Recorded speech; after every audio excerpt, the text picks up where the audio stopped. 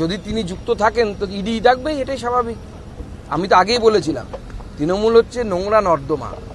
আপনি যদি কোনো মিনারেল ওয়াটারের বোতল খুলে জল নর্দমায় ঢালেন, সেই জল তো আর মিনারেল ওয়াটার থাকে না, নর্দমার জলে রূপান্তরিত হয়।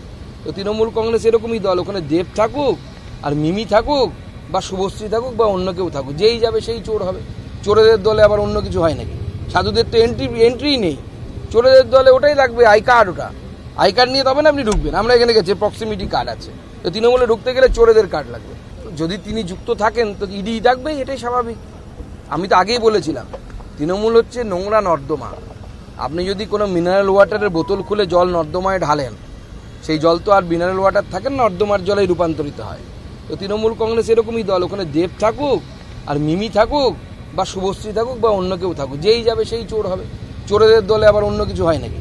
সাধুদের তো এন্ট্রি নেই, চোরেদের দলে ওটাই লাগবে, আই কার্ড। ওটা আই কার্ড নিয়ে তবে না আপনি ঢুকবেন। আমরা এখানে গেছি, প্রক্সিমিটি কার্ড আছে, তো তৃণমূলে ঢুকতে গেলে চোরেদের কার্ড লাগবে। দেখুন, অনুপ্রবেশ এমন একটি সমস্যা, এই সমস্যা ধীরে ধীরে কিন্তু ক্যান্সারে রূপান্তরিত হচ্ছে। সেজন্য অনুপ্রবেশ সমস্যার সমাধান প্রয়োজন। এর মধ্যে জাতি ধর্ম দেখার বিষয় নেই। যারা মুসলিম, ভারতীয় মুসলিম, তারা ভারতবর্ষেই থাকবে এবং ভারতের সংবিধান তাদেরকে সেই অধিকার দিয়েছে। কিন্তু যারা অনুপ্রবেশকারী মুসলিম, তাদেরকে ভারতবর্ষ ছেড়ে, অর্থাৎ যাদের দেশ বাংলাদেশ বা মায়ানমার, তারা এই দেশে ঢুকে পড়েছে, তাদের তো এই দেশে থাকার কোনো অধিকার নেই। ভারতীয় মুসলিমদের এই দেশে থাকার অধিকার আছে, কিন্তু ভারতের বাইরে থেকে যে মুসলিমরা ঢুকেছে তাদের এই দেশে থাকার কোনো অধিকার নেই। আমরা দেখেছি কয়েকদিন আগে ঘটনা গুলশান কলোনিতে, সেখানে বলা হয় 3000 থেকে 5000 ভোটার, অথচ অধিবাসী হচ্ছে 2 লক্ষ। এই 2 লক্ষ তারা কারা? কলকাতা পুলিশ নির্বিকার, পশ্চিমবঙ্গ পুলিশ নির্বিকার, মাননীয় মুখ্যমন্ত্রী চুপ করে বসে আছে। 2 লক্ষ রিফিউজি যদি কলকাতার একটি কলোনিতে, একটি ওয়ার্ডে থাকতে পারে, তাহলে আগামী দিনে যদি কোনো একটা আইন শৃঙ্খলা পরিস্থিতি অন্যরকম হয়, তাহলে কি হবে? পশ্চিমবঙ্গ পুলিশ কি সেটা রক্ষা করতে পারবে? পারছে না। সেই জন্য তো উর্দু কবিতার যে আসর, যেখানে জাবেদ আক্তারকে ডাকা হয়েছিল, সেটা ক্যান্সেল করতে হলো, কারণ পুলিশ পারছে না। এদের সামনে পুলিশ বারবার সারেন্ডার করছে। আপনি গুলশান কলোনির কথা বললেন, তৃণমূল এই মুহূর্তে সেখানে মহামিছিল করছে, অথচ তৃণমূলের নেতারা এই গোটা ঘটনার সঙ্গে জড়িত। মহামিছিলটা কে কার বিরুদ্ধে করছে সেটা বলতে বলুন। কাউন্সিলর 108 নম্বর ওয়ার্ডের, তিনি বিধায়কের বিরুদ্ধে করছেন নাকি বিধায়ক কাউন্সিলরের বিরুদ্ধে করছেন? কে কার বিরুদ্ধে সেটা তো স্পষ্ট করে বলতে বলুন। আর সবার আগে বলুন যে ওই মিছিলে কজন ভারতীয় নাগরিক আছে আর কজন অনুপ্রবেশকারী আছে, সেটাও তো সবার আগে স্পষ্ট হওয়া উচিত পশ্চিমবঙ্গবাসীর কাছে। আজকে একটা খতিয়ান দিচ্ছেন এসএসসিতে, তিন রাজ্য থেকে প্রায় 40,000-এর বেশি পরীক্ষার্থী এসেছে। কটাক্ষ করে দত্ত বসু বলছেন যে ডাবল ইঞ্জিন সরকারের ব্যর্থতা নাকি সাফল্য, এই খতিয়ানই তার প্রমাণ দিচ্ছে। কি বলবেন? মাননীয় দত্ত বসুকে বলুন যে পশ্চিমবঙ্গ থেকে পরিযায়ী শ্রমিক এক একটা জেলায় এর থেকে বেশি আছে। অন্য রাজ্যে কাজ করতে গিয়ে গেছে, আমার জেলা থেকে এর থেকে বেশি লোক আছে, একটা জেলা, বাকি তো ছেড়ে দিন। মহুয়া মৈত্রের স্টেটমেন্ট আছে গতবার যখন উনি লোকসভার সাংসদ ছিলেন, যে ওনার লোকসভা থেকে কত লক্ষ মানুষ পরিযায়ী শ্রমিক হয়ে অন্য রাজ্যে গেছে। তার উপর দত্ত বসুরা এই ধরনের কথা বলেন। পরীক্ষার জন্য বিভিন্ন জায়গায় যাওয়ার রেয়াজ আজকের নয়, বহুদিন ধরে আছে। আমরা হাওড়া স্টেশনে দেখেছি একসময় বিভিন্ন প্রদেশ থেকে ছাত্ররা এসে সেখানে স্নান পর্যন্ত করতো, যখন আমি স্টুডেন্ট ছিলাম তখনকার কথা বলছি। তো এটাকে আলাদা করে দেখানোর কোনো প্রয়োজন নেই। কিন্তু আমরা নির্দিষ্ট সময় অন্তর অন্তর প্রত্যেকটি রাজ্যে আমাদের যে ডেভেলপমেন্টাল ওয়ার্ক, যে কাজ, সেই কাজের ফলে অর্থনীতি বাড়ছে, স্বাভাবিকভাবে সেখানে মানুষের শিক্ষা বাড়ছে। শিক্ষা বাড়ার ফলে সেখানকার মানুষের চাকরি পাওয়ার ইচ্ছে বাড়ছে, সংখ্যাও বাড়ছে। আগে যেটা অন্যান্য রাজ্যে ছিল না, শুধু পশ্চিমবঙ্গের লোকেরাই চাকরির পিছনে দৌড়তো। আর পশ্চিমবঙ্গের অবস্থা কি? 7 লক্ষ কলেজের সিট, অনার্স পড়ার জন্য 3 লক্ষ ভর্তি হচ্ছে না।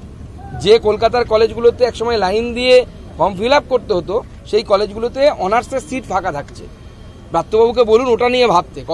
কতজন পরীক্ষা দিতে এসছে এটা নিয়ে না ভেবে কলকাতার কলেজগুলো কেন সিট ভর্তি হচ্ছে না, কেন সেখানে ছাত্ররা ভর্তি হচ্ছে না, কেন চাকরির কথা তারা ভাবছে না, সেই বিষয়ে ভাবতে বলুন। যদি তিনি যুক্ত থাকেন তো ইডি ডাকবে, এটাই স্বাভাবিক। আমি তো আগেই বলেছিলাম তৃণমূল হচ্ছে নোংরা নর্দমা। আপনি যদি কোনো মিনারেল ওয়াটারের বোতল খুলে জল নর্দমায় ঢালেন, সেই জল তো আর মিনারেল ওয়াটার থাকে না, নর্দমার জলে রূপান্তরিত হয়। তো তৃণমূল কংগ্রেস এরকমই দল, ওখানে দেব থাকুক আর মিমি থাকুক বা শুভশ্রী থাকুক বা অন্য কেউ থাকুক, যেই যাবে সেই চোর হবে। চোরেদের দলে আবার অন্য কিছু হয় নাকি? সাধুদের তো এন্ট্রি নেই, চোরেদের দলে ওটাই লাগবে আই কার্ড। ওটা আই কার্ড নিয়ে তবে না আপনি ঢুকবেন। আমরা এখানে গেছি, প্রক্সিমিটি কার্ড আছে, তো তৃণমূলে ঢুকতে গেলে চোরেদের কার্ড লাগবে। যদি তিনি যুক্ত থাকেন তো ইডি ডাকবেই, এটাই স্বাভাবিক। আমি তো আগেই বলেছিলাম তৃণমূল হচ্ছে নোংরা নর্দমা। আপনি যদি কোনো মিনারেল ওয়াটারের বোতল খুলে জল নর্দমায় ঢালেন, সেই জল তো আর মিনারেল ওয়াটার থাকে না, নর্দমার জলে রূপান্তরিত হয়। তো তৃণমূল কংগ্রেস এরকমই দল, ওখানে দেব থাকুক আর মিমি থাকুক বা শুভশ্রী থাকুক বা অন্য কেউ থাকুক, যেই যাবে সেই চোর হবে। চোরেদের দলে আবার অন্য কিছু হয় নাকি? সাধুদের তো এন্ট্রি নেই, চোরেদের দলে ওটাই লাগবে আই কার্ড। ওটা আই কার্ড নিয়ে তবে না আপনি ঢুকবেন। আমরা এখানে গেছি, প্রক্সিমিটি কার্ড আছে, তো তৃণমূলে ঢুকতে গেলে চোরেদের কার্ড লাগবে। দেখুন, অনুপ্রবেশ এমন একটি সমস্যা, এই সমস্যা ধীরে ধীরে কিন্তু ক্যান্সারে রূপান্তরিত হচ্ছে। সেজন্য অনুপ্রবেশ সমস্যার সমাধান প্রয়োজন। এর মধ্যে জাতি ধর্ম দেখার বিষয় নেই। যারা মুসলিম, ভারতীয় মুসলিম, তারা ভারতবর্ষেই থাকবে এবং ভারতের সংবিধান তাদেরকে সেই অধিকার দিয়েছে। কিন্তু যারা অনুপ্রবেশকারী মুসলিম, তাদেরকে ভারতবর্ষ ছেড়ে, অর্থাৎ যাদের দেশ বাংলাদেশ বা মায়ানমার, তারা এই দেশে ঢুকে পড়েছে, তাদের তো এই দেশে থাকার কোনো অধিকার নেই। ভারতীয় মুসলিমদের এই দেশে থাকার অধিকার আছে, কিন্তু ভারতের বাইরে থেকে যে মুসলিমরা ঢুকেছে তাদের এই দেশে থাকার কোনো অধিকার নেই। আমরা দেখেছি কয়েকদিন আগে ঘটনা গুলশান কলোনিতে, সেখানে বলা হয় 3000 থেকে 5000 ভোটার, অথচ অধিবাসী হচ্ছে 2 লক্ষ। এই 2 লক্ষ তারা কারা? কলকাতা পুলিশ নির্বিকার, পশ্চিমবঙ্গ পুলিশ নির্বিকার, মাননীয় মুখ্যমন্ত্রী চুপ করে বসে আছে। 2 লক্ষ রিফিউজি যদি কলকাতার একটি কলোনিতে, একটি ওয়ার্ডে থাকতে পারে, তাহলে আগামী দিনে যদি কোনো একটা আইন শৃঙ্খলা পরিস্থিতি অন্যরকম হয়, তাহলে কি হবে? পশ্চিমবঙ্গ পুলিশ কি সেটা রক্ষা করতে পারবে? পারছে না। সেই জন্য তো উর্দু কবিতার যে আসর, যেখানে জাবেদ আক্তারকে ডাকা হয়েছিল, সেটা ক্যান্সেল করতে হলো, কারণ পুলিশ পারছে না। এদের সামনে পুলিশ বারবার সারেন্ডার করছে। সুকান্ত, আপনি গুলশান কলোনির কথা বললেন, তৃণমূল এই মুহূর্তে সেখানে মহা মিছিল করছে, অথচ তৃণমূলের নেতারা এই গোটা ঘটনার সঙ্গে জড়িত। মহামিছিলটা কে কার বিরুদ্ধে করছে সেটা বলতে বলুন। কাউন্সিলর 108 নম্বর ওয়ার্ডের, তিনি বিধায়কের বিরুদ্ধে করছেন নাকি বিধায়ক কাউন্সিলরের বিরুদ্ধে করছেন? কে কার বিরুদ্ধে সেটা তো স্পষ্ট করে বলতে বলুন। আর সবার আগে বলুন যে ওই মিছিলে কজন ভারতীয় নাগরিক আছে আর কজন অনুপ্রবেশকারী আছে, সেটাও তো সবার আগে স্পষ্ট হওয়া উচিত পশ্চিমবঙ্গবাসীর কাছে। আজকে একটা খতিয়ান দিচ্ছেন এসএসসি কে, ভিন রাজ্য থেকে প্রায় 40,000-এর বেশি পরীক্ষার্থী এসেছে। কটাক্ষ করে দত্ত বসু বলছেন যে ডাবল ইঞ্জিন সরকারের ব্যর্থতা নাকি সাফল্য, এই খতিয়ানই তার প্রমাণ দিচ্ছে। কি বলবেন? মাননীয় দত্ত বসুকে বলুন যে পশ্চিমবঙ্গ থেকে পরিযায়ী শ্রমিক এক একটা জেলায় এর থেকে বেশি আছে। অন্য রাজ্যে কাজ করতে গিয়ে গেছে, আমার জেলা থেকে এর থেকে বেশি লোক আছে, একটা জেলা, বাকি তো ছেড়ে দিন। মহুয়া মৈত্রের স্টেটমেন্ট আছে গতবার যখন উনি লোকসভার সাংসদ ছিলেন, যে ওনার লোকসভা থেকে কত লক্ষ মানুষ পরিযায়ী শ্রমিক হয়ে অন্য রাজ্যে গেছে। তার উপর দত্ত বসুরা এই ধরনের কথা বলেন। পরীক্ষার জন্য বিভিন্ন জায়গায় যাওয়ার রেয়াজ আজকের নয়, বহুদিন ধরে আছে। আমরা হাওড়া স্টেশনে দেখেছি একসময় বিভিন্ন প্রদেশ থেকে ছাত্ররা এসে সেখানে স্নান পর্যন্ত করতো। যখন আমি স্টুডেন্ট ছিলাম তখনকার কথা বলছি।